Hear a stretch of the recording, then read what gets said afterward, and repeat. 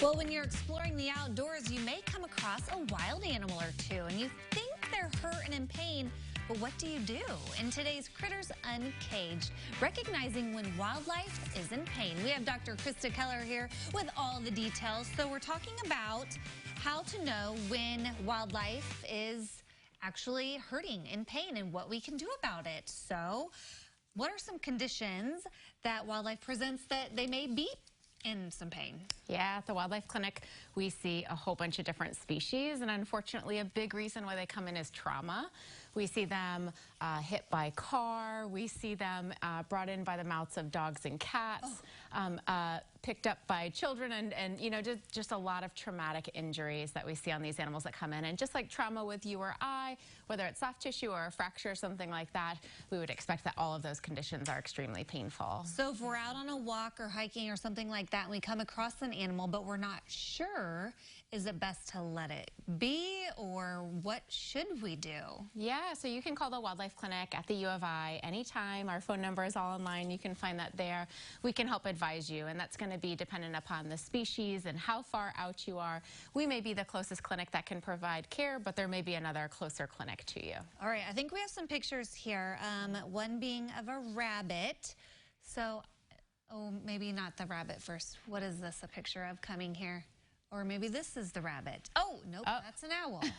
Okay, sorry, I wasn't sure about these pictures. Is that the... Yeah, so this is an x-ray. This is an owl's x-ray, not the same owl, but this is an owl's x-ray, and one of the bones in the forearm is fractured, and that's an ulnar fracture. And this is a really common fracture. We actually have an animal, a great horned owl, in the hospital right now, healing from fracture fixation from the same exact fracture that that animal has. And you're not sure how it happened?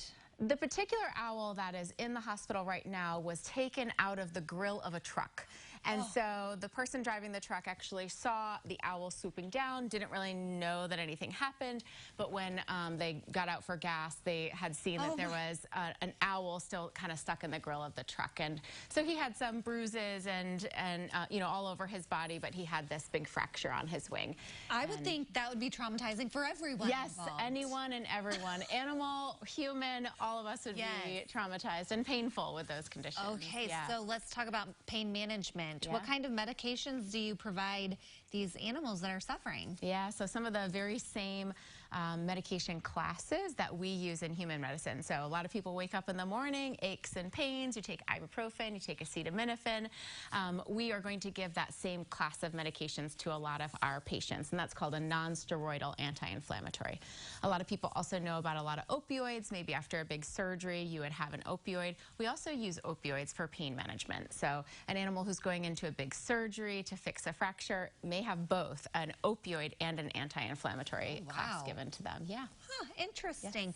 Well, in order to keep doing what you're doing there at the wildlife clinic, gonna take some donations, I'm sure. So we're putting the call out. Yes, 100%. You know, we have a lot of funding that comes in from the public, and we see between 2,000 and 3,000 patients a year. It supports not only the wildlife, if you give a donation, but the students learning who are treating that wildlife with faculty oversight. So it's a great cause to support. On our website, you can easily make a donation. Yeah, and a great resource that we have here in Central Illinois to help all of our furry friends. Thanks so much for coming. No, thank you. All right, if you need any more information about the Wildlife Clinic and how you can help support their cause, head to CILiving.tv.